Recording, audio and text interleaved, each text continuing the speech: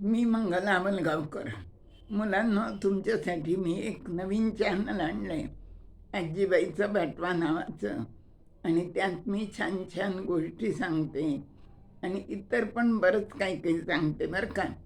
तर ते तुम्ही गोष्टी ऐकत चला.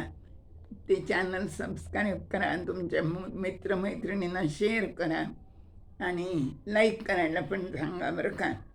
तर मी रोज 2-2 गोष्टी तुम्हाला सांगत असते. मुलांना गोष्टी आवडतात, मला माहिती आहे ते.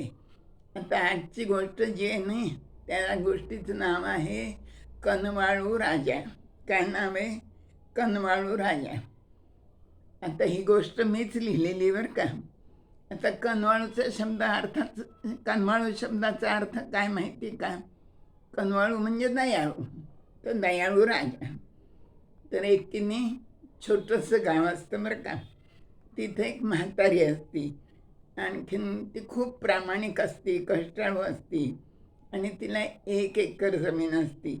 जमिनीत विहीर असती. जमीन काळी कसदार असती. विहिरीला 12 महिने पाणी असतं. आणि मग ती काय करते, त्या मळ्यामध्ये भरपूर भाज्या लावते बरं का. आणि उत्पन्न खूप येतं मग. आणि दर आठवड्याला मग तालुक्याच्या गावाला जाऊन सगळ्या भाज्या विकून येते. आणि अशा त्या पैशांवर तिचा उदरनिर्वाह चाललेला असतो. रंगाने काळी असती, अंगकाठी रोड असती आणि कष्टाने रापलेले हात आणि चेहरा असतो तिचा, कारण कष्ट खूप करावे लागतात.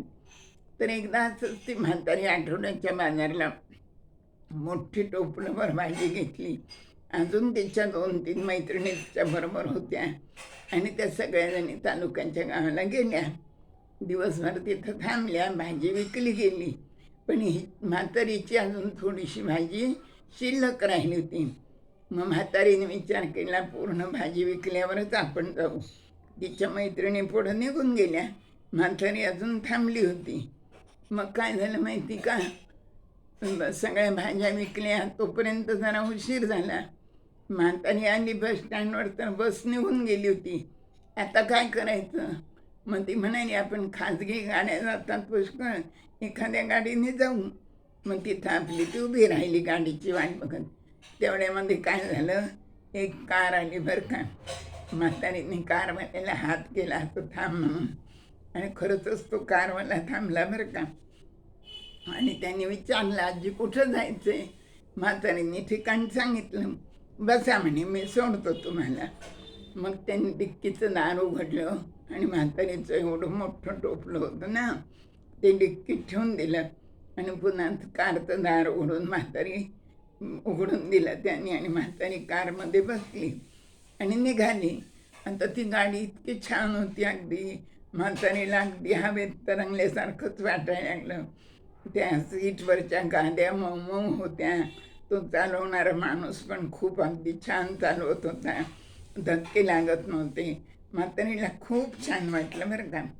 आणि म्हातारीने बाजारातनं काय घेतली, ती गोडी शेव घेतली होती आणि शेव लाडू घेतले होते आपल्या नातवासाठी. मग म्हातारीचं ठिकाण आलं. मग तो माणूस म्हणला, आजी हेच आहे ना तुमचं ठिकाण? म्हातारी म्हणाली, हो बाबा हेच आहे. म्हातारी उतरली खाली बरं का. मग त्या माणसाने तिचं टोपलं दिलं तिला काढून. म्हातारीने त्याला 3 आणे दिले. किती दिले? 3 आणे दिले. आणखीन 1 शेव लाडू त्याला खाऊ म्हणून दिला बरं का. कारवाला निघून गेला. तिथं एक दुकान होतं. तो दुकानदार म्हणाला, अगं आजी कोणाच्या गाडीतून आली? ती म्हणे, अरे काय मिळाली एक गाडी, आले म्हणे, मी काही फुकट नाही आले म्हणे. मस्त 3 आणे दिले म्हणे त्याला आणि शिवायला 1 शेव लाडू दिला. मग तो हसायला लागला तो दुकानदार. अगं म्हणे, म्हातारे तुला माहिती आहे का तू कोणाच्या गाडीतून आली? ते शाहूराजे होते म्हणे. अगं ते राजे होते आणि त्यांच्या गाडीतून आली तू म्हणून. म्हातारीला आश्चर्याचा धक्काच बसला बरं का. तिने आणि माझे बोटं मोडले आणि तिने म्हणाली, धन्य आहे राजा तुझ्या दयाळूपणाची. माझ्यासारख्या गरीब म्हातारीला तू आणलं. मी दिलेले 3 आणेसुद्धा तू गुपचूप घेतले, लाडूसुद्धा घेतलास आणि मला कळू पण दिलं नाहीस तू राजा आहेस ते. खरोखर तुझी अगदी धन्य आहे बरं, देव तुझं नक्कीच कल्याण करो, करेलही. आणि असं म्हणून म्हातारीने त्या शाहूराजांना आशीर्वाद दिला आणि म्हातारी आनंदाने आपल्या घरी गेली.